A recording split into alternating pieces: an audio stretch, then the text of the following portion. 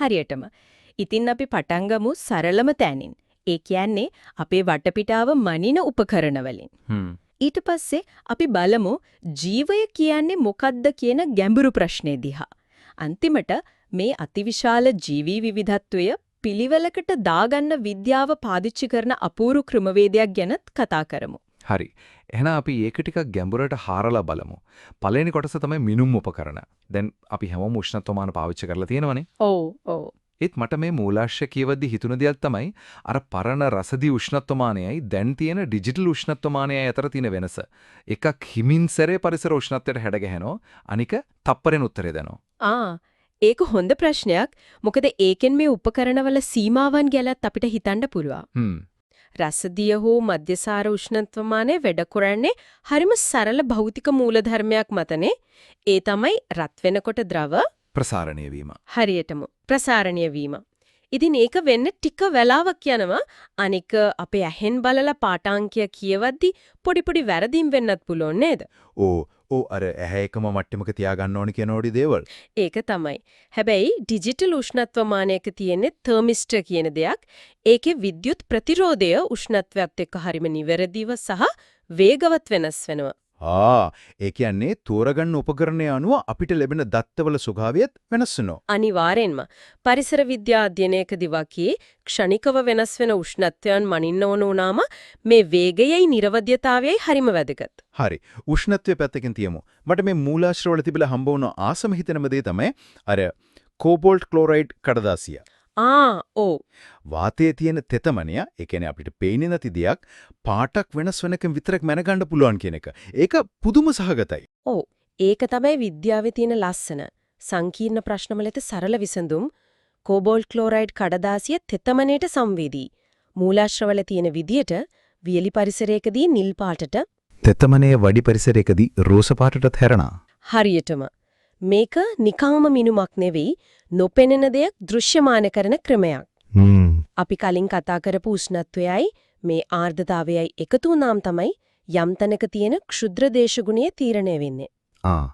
ඒ කියන්නේ ගහක කොළයක් යට තියෙන පරිසරය වගේ දෙයක්ද? ඒක එලිමහනට වඩා ගොඩක් වෙනස් වෙන්න පුළුවන්. අන්න ඒ පොඩි වෙනස තමයි සමහර කෘමියෙක්ට ජීවත් වෙන්න පුළුවන්ද බැරිද කියලා තීරණය කරන්නේ. ඒකට වායුගෝලීය පීඩනයත් එකතු වුණාම සම්පූර්ණ චිත්‍රයක් ලැබෙනවා. ඉතින් මේ මෙවලන් තුනෙන් අපිට ලැබෙන්නේ ජීවයක් පවතින්න පුළුවන් වේදිකාව ගැන අදහසක් වගේ. වේදිකාව ගැන? ඒ වේදිකාවේ ඉන්න නළුවෝ, ඒ කියන්නේ ජීවීන් අජීවී දේවල් වලින් වෙන් කරලා අඳුරගන්නේ කොහොමද? මම හිතන්නේ ඒක තමයි අපේ ඊළඟ මාතෘකාව. එද්දි ඉස්කෝලේදී ඉගෙන ගන්න ලයිස්තුවක් තියෙනවනේ. වර්ධනය, පෝෂණය, චලනය. ශ්වසනය, ප්‍රජනනය වගේ දේවල්.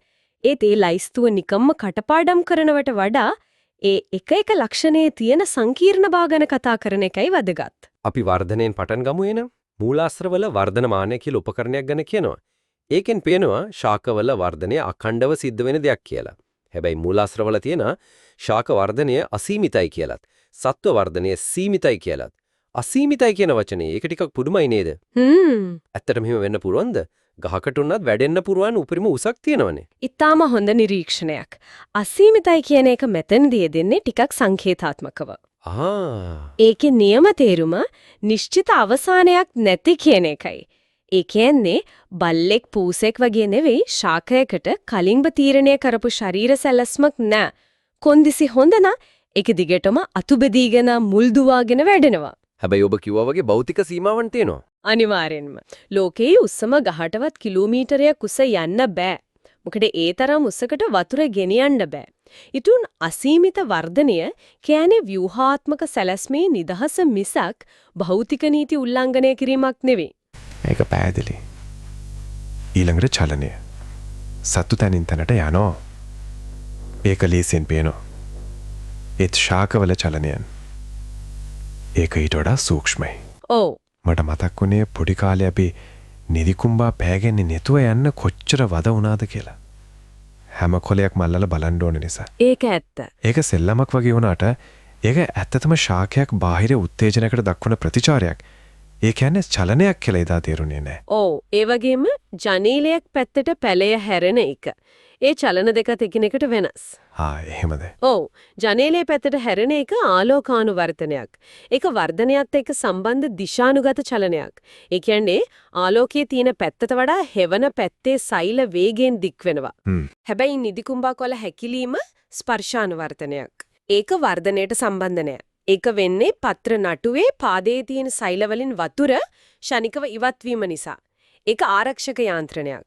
ඒ කියන්නේ චලනයේ කියන එක ඇතුළත් කොච්චර විවිධත්වයක් තියෙනවද? හරියටම. ඊළඟට පෝෂණය. මූලාශ්‍රවල තියෙනවා ස්වයං පෝෂීන් සහ විෂම පෝෂීන් කියලා ප්‍රධාන බෙදීමක්. ස්වයං පෝෂීන් කියන්නේ තමන්ගේම ආහාර හදාගන්න ශාක. ඔව්. විෂම පෝෂීන් කියන්නේ ඒ අය මට යැපෙන අපි වගේ සත්තු. ඒක හරියට ආර්ථික පද්ධතියක් වගේ. ආර්ථික පද්ධතියක්. ඔව්. ස්වයං පෝෂීන් කියන්නේ තමන්ගේම මුදල් අච්චු ගන්න නිෂ්පාදකයෝ. ඒ කියන්නේ හිරුවෙලියේ ශක්තිය රසායනික ශක්තිය බවට පත් කරන අය. විෂම පෝෂීන් ඒ කියන්නේ අපි ඒ නිෂ්පාදකයන් හදපු දේවල් පරිභෝජනය කරන පාරිභෝජිකයෝ විතරයි. ඒ කියන්නේ මුළු පෘථිවියේම ජීවය රඳා පවතින්නේ ඔය කියන නිෂ්පාදකයන් මත. අනිවාර්යෙන්ම. ඒ ආහාර වලින් ශක්තිය නිපදවා ගන්න ක්‍රියාවලිය තමයි ශ්වසනය කියන්නේ. හුස්ම ගැනීමයි ශ්වසනයයි කියන්නේ දෙකක් කියලා මූලාශ්‍රවල පැහැදිලිව කියනව නේද? ඔව්. ඒක ගොඩක් අය පටලවා ගන්න දෙයක්. ශ්වසනය කියන්නේ සෛලීය මට්ටමේ සිදුවෙන රසායනික ක්‍රියාවලියක්. ඒක ඔප්පු කරන්න හුණු දියර පරීක්ෂාව ගැනත් කියනවා. ඒත් මට තියෙන ප්‍රශ්නේ ජීවීය ලක්ෂණයක් විදිහට ශ්වසනය අර්ථ දක්වද්දී ඔක්සිජන් නැතුව ජීවත් වෙන ජීවීන් ගැන මොකද කියන්නේ? ඒ අය ශ්වසනය කරන්නේ නැද්ද? අන්න ඒක තමයි මේ අර්ථ දැක්වීම වල තියෙන අලු පැහැති කලාප. ඔව්, ඔක්සිජන් නැතුව ශක්තිය නිපදවන ජීවීන් ඉන්නවා. උදාහරණයක් විදිහට සමහර බැක්ටීරියා, ඊස්ට් වගේ ජීවීන්. එතකොට ඒ ක්‍රියාවලිය. ඒකට අපි කියනවා නිර්වායු ශ්වසනය කියලා. ඒකෙන් නිපදවන ශක්ති ප්‍රමාණය ඔක්සිජන් පාවිච්චි කරන ස්වායු ශ්වසනයට වඩා අඩුයි. ඒත් වැදගත්ම දේ තමයි ශ්වසනයේ මූලික අරමුණ හුස්ම ගැනීම නෙවෙයි. එහෙනම් ආහාර අණු වල තියෙන රසායනික ශක්තිය ජීවි ක්‍රියාවලීන් සඳහා පාවිච්චි කරන්න පුළුවන් ආකාරයකට පරිවර්තනය කරන එක. ඉතින් නිර්වායු ජීවීන් වුණත් ඒ මූලික අවශ්‍යතාවය සපුරනවා, හැබැයි වෙනස් රසායනික මාර්ගයකින්. ඒ කියන්නේ මේ මූලික ලක්ෂණ කියන ඒවා නීති රීති වගේ නෙවෙයි, මාර්ගෝපදේශ වගේ. එතකොට ප්‍රජනනයේ ගත්තත් ඇමීබා වගේ සෛලයක් දෙකට බෙදීමේ ඉඳලා බීජයක් හැදෙන එක දක්වා විශාල පරාසයක් තියෙනවා. ඉතින් මේ වගේ සංකීර්ණ ලක්ෂණ තියෙන විවිධාකාර ජීවීන් මිලියන ගණනක් ඉන්නවා. මේ අවුල් ජාලය කොහොමද අපි තේරුම් ගන්නේ? අන්න එතනට තමයි වර්ගීකරණ කියන සංකල්පය එන්නේ. මේ අතිවිශාල විවිධත්වයේ තේරුම් ගන්න නම් අපිට ඒකට පිළිවෙලක් ව්‍යුහයක් හදාගන්න වෙනවා. මූලාශ්‍රවල තියෙනවා සරලම වර්ගීකරණයක්. ශාක, සත්තු සහ මේ දෙකටම හරියටම අයිති නැති ක්ෂුද්‍ර ජීවීන් කියලා. ශාක සහ සත්තු අතර තියෙන වෙනස්කම් පැහැදිලි වගේ පේනවා.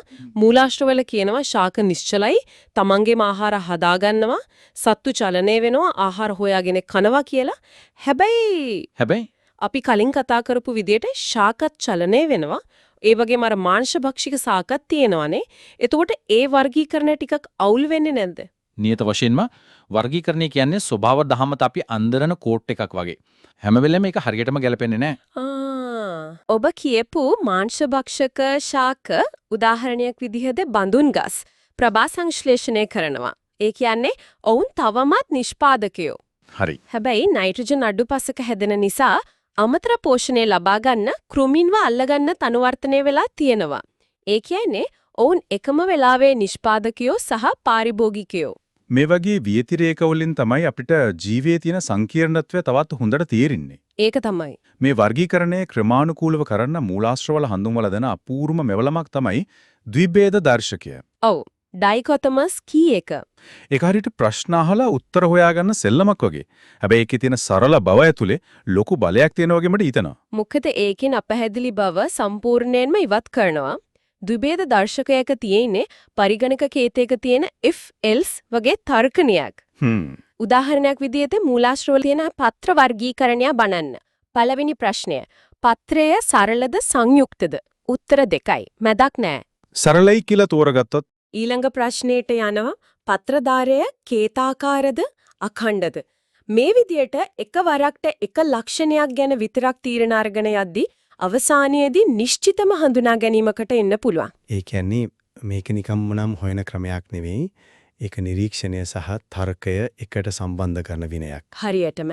ඒ වගේම මේ දර්ශක හදද්දී අපි මොන ලක්ෂණද තෝරගන්නේ කියන එකත් හරිම වැදගත්. හොඳ ද්විභේද දර්ශකයක් පදනම් වෙන්නේ ජීවීන් අතර තියෙන පරිණාමීය සම්බන්ධතා මත. ඉස්සර වගේ බාහිර ස්වරූපේ විතරක් බලලා නෙවෙයි. ඔව්.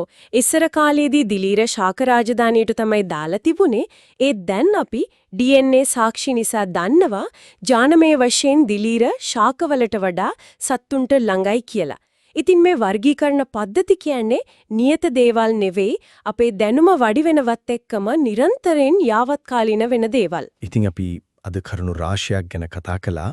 අපේ ලෝකයේ මනින්න පාවිච්චි කරන සරල උපකරණවල ඉඳලා ඒ ලෝකයේ ජීවත් වෙන දේ අර්ථ දක්වන්න දරන උත්සාහය සහ ඒ අතිවිශාල විවිධත්වය පිළිවෙලකට දාගන්න හදපු ක්‍රමවේද දක්වා. මූලාශ්‍ර වලින් අපිට පෙන්නලා දෙන්නේ විද්‍යාව කියන්නේ සංකීර්ණ සමීකරණ සහ විද්‍යාගාර විතරක්ම නෙවෙයි කියන එක. සරල නිරීක්ෂණයකින් තාර්කික චින්තනයකින් ඕනෑම කෙනෙක්ට මේ සංකීර්ණ ජෛව ලෝකය තේරුම් ගන්න පටන් ගන්න පුළුවන්. මීළඟ වතාව ජනීලයක් දිහාට නැවිලා වැඩෙන පැලයක් දකිද්දි ඒ පිටිපස්සේ අපි අද කතා කරපු මේ දවන්ත විද්‍යාත්මක මූලධර්ම ලෝකයේ තියෙනවා කියලා මතක තියාගන්න. අවසාන වශයෙන් සිතන්නට යමක්. අපි කතා කරපු මේ ශාක සත්තු ක්ෂුද්‍ර ජීවින් කියන වර්ගීකරණ පද්ධතිය මේ අවුල් ජාලයට පිළිවෙලක් දෙන මිනිස්සු හදාගත්ත දෙයක්. ඒක අපිට ගොඩක් ප්‍රයෝජනවත්. හැබැයි සබහා ධර්ම හැම වෙලේම අපි හදන කොටු වලට කොටු වෙන්නේ නෑ නේද? නෑ කොහෙත්ම නෑ. සමහර ජීවින් ඉන්නෝ මේ සීමාවන් බොඳ කරලා දාන්න. උදාහරණයක් විදිහට යුග්ලීනා කියන ඒකසෛලික ජීවියා. යුග්ලීනා. එයාට හිරුවලිය තියෙනකොට ශාකයක් වඩේ ප්‍රභා සංශ්ලේෂණය කරන්න පුළුවන්. හිරුවලිය නැති උලාම සතෙක් වගේ වෙනත් ජීවින්න ගිල දාලා කැම හොයා ගන්නවා. එතකොට යුග්ලීනා කියන්නේ ශාකයක්ද සතෙක්ද? එහෙම නැත්නම් මේ වගේ ජීවීන් අපිට පෙන්වා දෙන්නේ අපේ මේ වර්ගීකරණ පද්ධතිය කියන්නේ සබහා ධර්මයේ සැබෑව නෙවෙයි ඒක තේරුම් ගන්න අපි හදාගත්ත පහසු ක්‍රමයක් විතරයි කියන එකද?